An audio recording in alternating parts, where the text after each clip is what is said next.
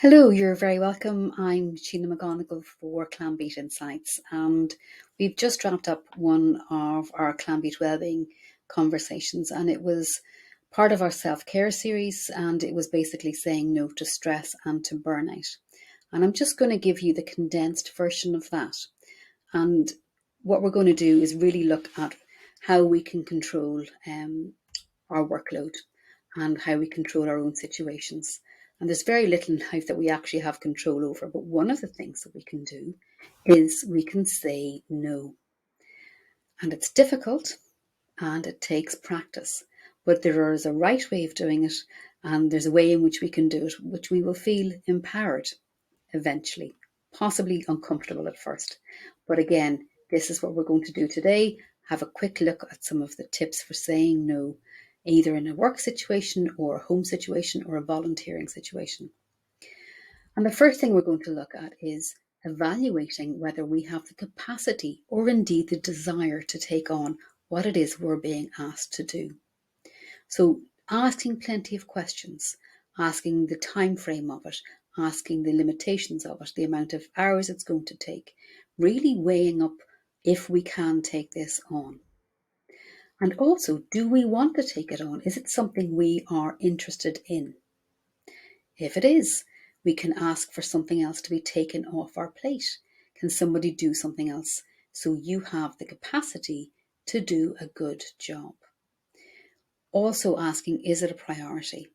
If you're the only person who can do this and it needs to be done, then you need to know where it stands in the list and order of priorities, because you cannot do it all. If you try to do so much, you're not taking from your free time, you're taking from your valuable time. And that's time for you to be with your friends or family, time for you to unwind, time for you to practice self-care, time for you to do nothing. And that is so important to our mental health. And we don't think of it like that. We think, well, I'll cancel that, or I'll not watch the television, I'll go up and do another hour's work. We need downtime. It's not free time, it's our time. So just be cautious before you overcommit yourself. The next thing we need to do is, if we are saying no, explain why, and actually show willingness in other ways that we can help. So by saying, for example, I have a lot on my plate at the minute, I'm working on these 3 projects. If I take on this one, those 3 projects are going to suffer, and the one I'm taking on is not going to get my best attention. Is there a small way in which I can help? Can I be a sounding board perhaps, or can I proofread some stuff for you? So willingness to contribute is different to taking on the responsibility.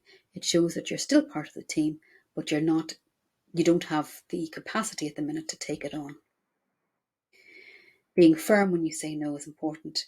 Don't leave any scope for maybe I can do it next week, or yeah, I'm kind of pushed at the minute, and no implying that you will have capacity unless you definitely will. If you have a clear end date for one project and you can start this one after it, by all means go ahead. But don't take it on under the misguided belief that you'll be able to do it at some stage when you don't have capacity. So no false hope. The last thing is practice, practice, practice. Practice at home in front of the mirror. Practice with somebody in work. Practice on your own or in a group. Practice saying no, being firm, but being empathetic. The person asking you is asking you because they're probably stretched too. So be prepared for them to be disappointed. It's not personal.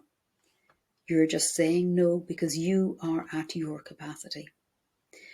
So enjoy practicing, folks. It may help you to set 3 goals for personal, social, and emotional care for yourself. And you can say to somebody, I'm sorry, I can't do that because it doesn't align with my goals. Because your 3 goals will always help you to say no if you have them in your app. Thanks a million for joining us today. Go easy.